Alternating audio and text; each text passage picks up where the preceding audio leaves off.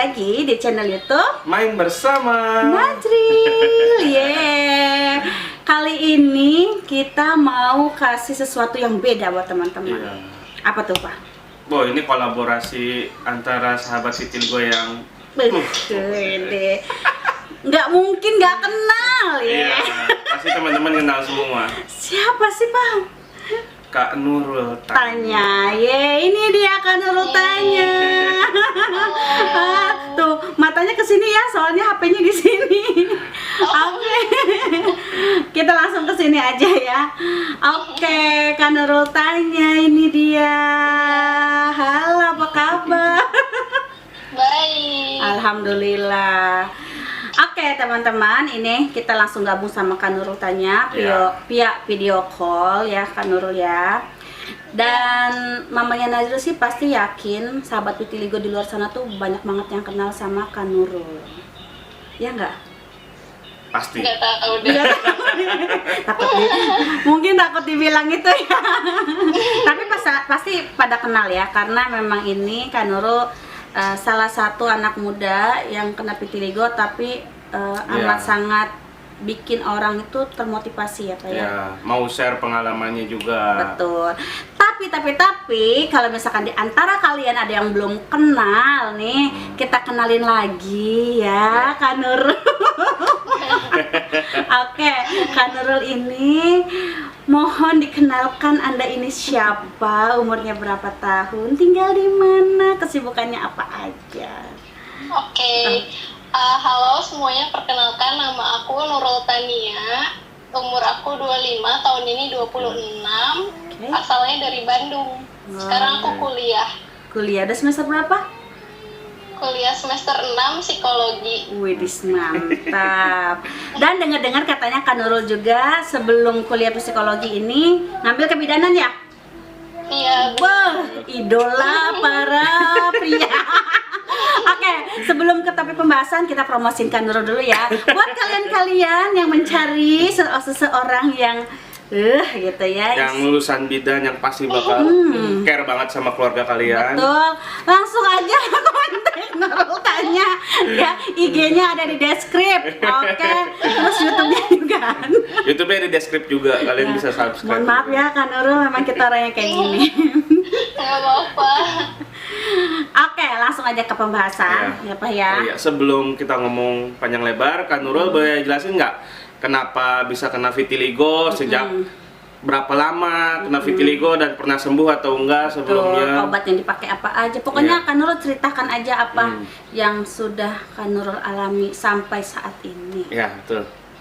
Oke, jadi aku itu kena vitiligo waktu SMA kelas 1 tahun 2010. Oke. Jadi awalnya itu munculnya di hidung, di sini. Oh, di hidung bagian ini ya. Jadi bagian kesini lah. Waktu itu tuh di tangan belum nyebar gitu, baru cuman di hidung doang. Nah, kan adik-adik aku tuh suka kayak tukeran handuk, terus mereka suka tiba-tiba panuan gitu. Nah, jadi awalnya aku kira panu kan. Betul. Jadi karena putihnya sama, awalnya tuh nggak yang langsung putih susu gitu. Terus dikasih obat panu Kalpanax, tapi kok nggak sembuh-sembuh gitu.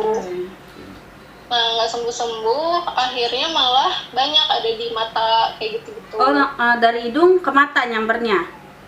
Iya, jadi pokoknya semua tuh daerah muka dulu. Terus awal-awal tuh tekstur mukanya langsung jadi kayak kering banget.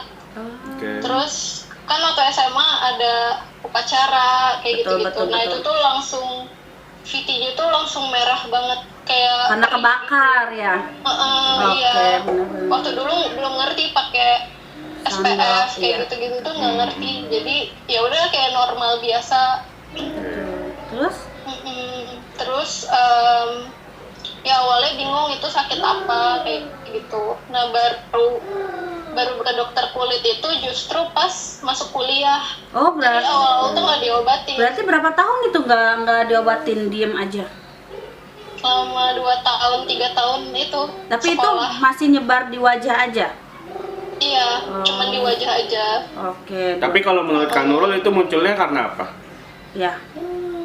Awalnya sih tiba-tiba muncul kayaknya. Jadi waktu dulu tuh sempat ke Bali waktu SMP yang mau ke SMA itu. Jadi kan kenanya SMA kelas 1. Iya. Nah, terus di Bali itu sempat sunburn gitu, jadi kayak kebakar gitu kan, kulitnya jadi hitam. Nah, yang bagian perih-perih dan kebakarnya itu yang jadi vitiligo itu, jadi hidung dulu. Gak lama tuh tiba-tiba ada ya muncul sih putih sedikit, tapi nggak ngeh kalau itu vitiligo gitu. Pas SMA kelas 1 baru mulai kok aneh, nggak sembuh-sembuh si putihnya ini. Si panunya ya, karena memang kebanyakan Iya. orang di luar sana itu yang belum tahu vitiligo itu beranggapan kalau itu panu atau jamur, ya Iya. kan Nurul ya. Lanjut Bener. kan Nurul. Terus setelah konsultasi dikasih obat apa aja tuh? Udah berapa banyak dokter, obatnya kebanyakan pakai apa aja? Nah, awalnya itu berobatnya malah bukan ke dokter, tapi alternatif, jadi kayak ke ustadz gitu. Tapi Oke. ustadznya tuh ngasih kayak bedak dingin, tapi dikasih nggak tahu semacam kayak obat apa nggak tahu, tapi kayak panas gitu loh. Jadi kayak pakai Odol ya? masker aja kayak Oh, bedak masker. dingin gitu, tapi di bagian vitiligonya aja. Oke. Terus pas ke dokter kulit, dokter kulit SPKK gitu, yang di rumah sakit bukan, jadi ke klinik kecantikan malahan. Nah, di sana diresepinnya Protopik. Nah, awal kenal Protopik tuh ya pas itu gitu. Dan ternyata signifikan berubah, yang di muka tuh lumayan berkurang. Jadi di mata tuh sempat hilang, tapi sisanya tuh selalu di hidung ini yang nggak sembuh-sembuh nih. Nggak tahu kenapa. Itu maksudnya yang dokter kecantikan itu RH atau gimana? Waktu dulu bukan. Oh, bukan RH. Boleh RH. disebutin nggak kan Nurul, biar barangkali jadi alternatif buat sahabat PT yang di Bandung gitu. Buat referensi. Waktu itu bukan di Bandung, jadi waktu dulu tuh aku tinggal di Balikpapan. Oh. Nah, di Balikpapan itu ada klinik kecantikan namanya Paras. Oh. Gitu. Masih ada sekarang atau udah nggak ada? Tuh, nah kurang tahu. Detail banget kayaknya. Aku tuh berobatnya waktu dulu cuman yang alternatif itu sama dokter yang Paras itu namanya dokter Ingrid. Dia ngasih Protopik, dokter kecantikannya. Iya, Oh, keren dong. Protopik murni. Jadi aku diresepin, jadi kebetulan di kliniknya dia itu udah habis. Jadi aku resepin di Kimia Farma waktu di Balikpapan. Yang harganya lumayan Jadi mahal beli itu ya. yang jadi beli yang murninya gitu. Oke. Terus setelah itu ada berobat lagi atau malah di stop kan Nurul? Aku malah sempat stop, tapi lanjut Protopiknya, beli Protopiknya aja gitu. Oke, karena tahu dikasihnya pun obat Protopik aja gitu ya. Iya, dan cocok kebetulan saat itu. Ada lagi kah Kak Nurul berobat kemana lagi gitu sampai saat ini? Atau memang udah terakhir itu di Paras aja tuh, yang dokter kecantikan Paras? Nah, waktu itu kan sempat lihat YouTube-nya Main Bersama Nazril. Weh, langsung sebenarnya mancing ya, tahu kan? terus nggak bang bercanda. Iya, terus kan ke RH Kemanggisan. Nah kan kebetulan emang aku tuh kalau pulang kampung emang ke Jakarta kan, jadi pengen dia coba ngerasain gitu kan, karena Papa Nazril tuh sembuh waktu itu kan. Iya. Cuman emang nggak banyak berharap juga sih, maksudnya nggak yang pasti sembuh gitu. Cuman kan seenggaknya ikhtiar aja, betul. karena emang vitiligonya udah lama kan, jadi nggak mungkin secepat itu juga bakal sembuh langsung gitu. Terus berobat di sana dikasih Protopik juga kan, cuman Protopiknya itu campur racikan dokternya itu, dokter Wijaya. Betul. Nah, ada perubahan sih, kan di resepinnya itu langsung 2 tub gitu. Langsung ambil semuanya kan Nurul? Iya, langsung ambil, karena kan daripada bolak-balik Bandung Jakarta gitu kan. Jadi langsung 2. Ada perubahan tapi nggak terlalu signifikan kayak juga. pakai Protopik biasa gitu. Oh, jadi malah lebih cocok pakai Protopik yang biasa kan Nurul? Iya, yang murni, yang nggak campur racikan. Oh, gitu. Beda-beda ya. Beda makanya setiap orang kan nggak harus sama. Iya benar. Terus sampai saat ini obatnya udah habis kan Nurul? Udah, yang dari RH Kemanggisan tuh udah habis. Terus pernah juga karena udah habis itu kan, terus mau beli Protopik murni tapi stoknya selalu habis, kosong kayak gitu kan. Jadi nunggu sempat nyoba di Mayapada, di rumah sakit Mayapada di Jakarta, nyoba juga sampai medical check up kayak gitu-gitu. Alhamdulillah sih hasilnya semuanya normal. Terus kalau di resepinnya tuh nggak tahu sih, ya salep juga gitu, ditaruh di tube gitu, tapi nggak ini juga sih, nggak terlalu cocok. Kayaknya emang cocoknya tuh Protopik gitu, Protopik murni. Gitu. Sekarang obat yang sekarang digunakan apa ini? Waktu itu kan sempat coba Ganerging, tapi ya perubahannya sedikit banget. Ada sih perubahan mulai bintik, tapi agak lama. Terus terakhir sih taunya yang karena COVID ini kan, jadi si Ganerging itu kan dari Cina jadi agak susah. Iya, karena pengirimannya.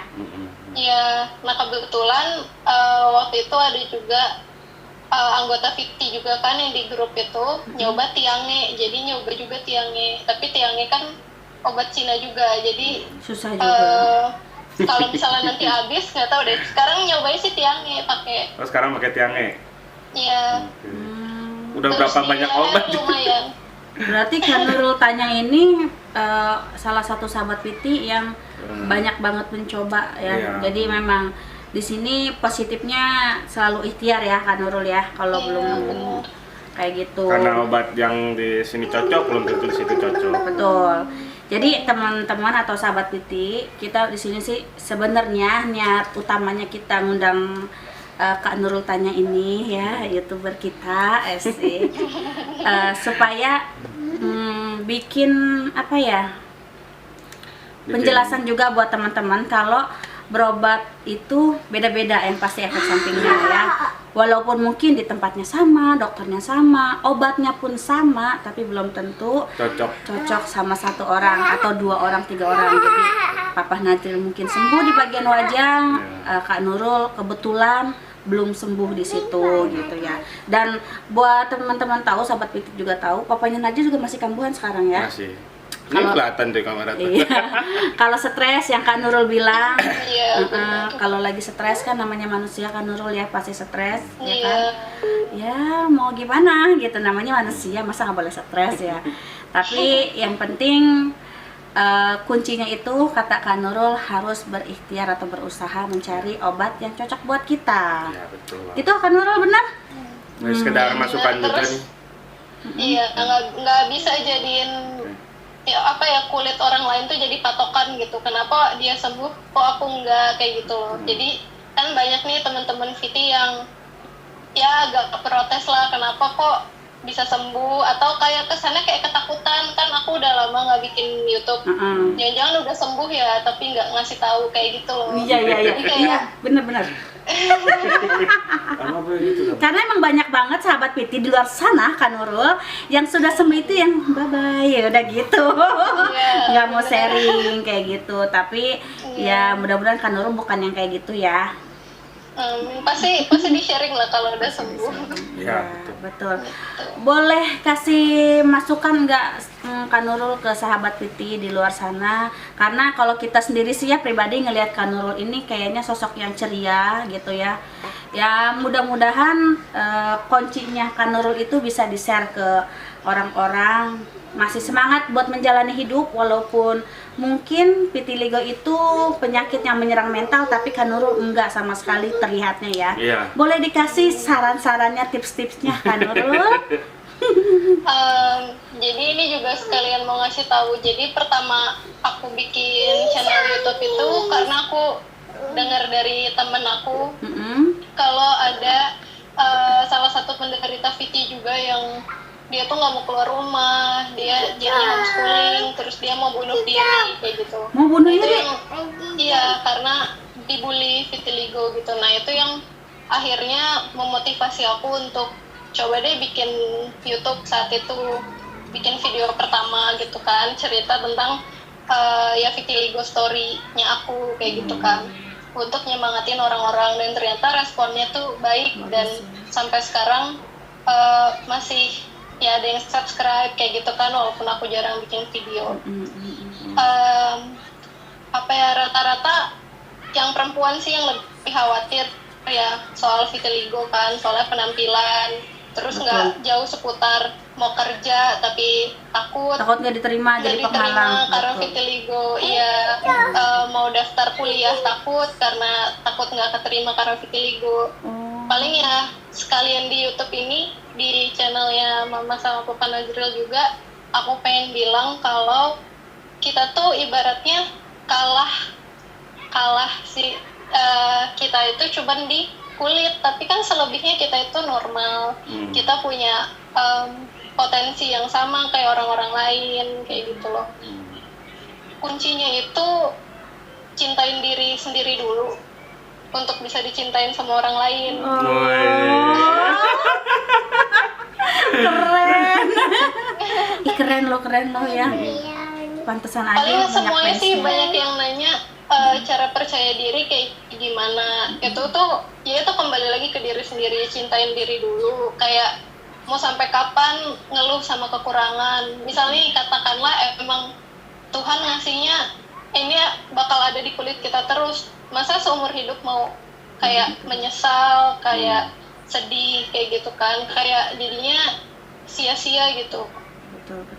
Jadi mending cari apa potensi diri kita apa, kayak yang mau kuliah, misalnya waktu itu sih bilangnya mau kuliah keperawatan, pokoknya yang seputar kesehatan, dia takut nggak keterima. Itu kan kayak dulu aja aku bidan gitu dan keterima aja, itu nggak jadi penghalang. Ya. Jadi buat teman-teman sih pesannya paling jangan jadiin vitiligo yang mungkin jadi kekurangan kita jadi penghambat kita juga untuk maju gitu. Betul. Jadi tetap ya capai, mau mimpinya apa, cita-citanya apa, capai aja gitu, dan percaya diri aja sama diri kita gitu. Kalau misalnya kita aja nggak percaya sama diri kita, gimana orang lain mau percaya sama kita gitu. Betul sekali. Itu keren banget kata-katanya ya. Aduh, jadi intinya di sini itu Kak Nurul itu cinta sama dirinya dia sendiri, biar orang lain juga cinta sama dia. Kalau kita nggak pede sama diri kita, orang lain juga pasti ngeliat kita bakalan sinis, Kak Nurul ya. Karena itu tuh semua tuh opini, bener nggak sih, opini pikirannya kita yang kayak gitu. Kita langsung berpikiran jelek terus. Kayak gitu. Dan capai terus cita-citanya kita setinggi mungkin, Kak Nurul ya. Iya benar. Jangan jadi vitiligo itu menjadi hambatan buat kita melangkah terus maju ke depan. Kayak gitu. Wih, keren. Kayaknya masih pengen curhat lagi nih sama Kak Nurul. Tapi udah mau setengah jam kayaknya. Tapi kayaknya udah durasi kepanjangan nih Kak Nurul.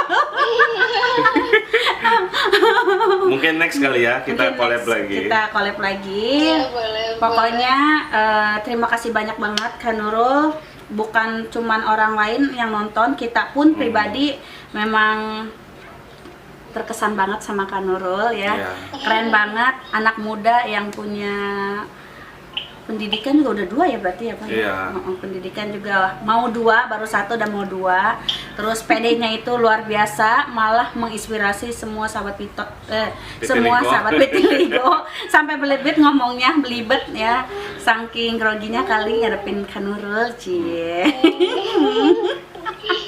Oke lah, ya ada pesan-pesan lagi Kak Nurul barangkali mau disampaikan ke sahabat vitiligo sebelum kita tutup?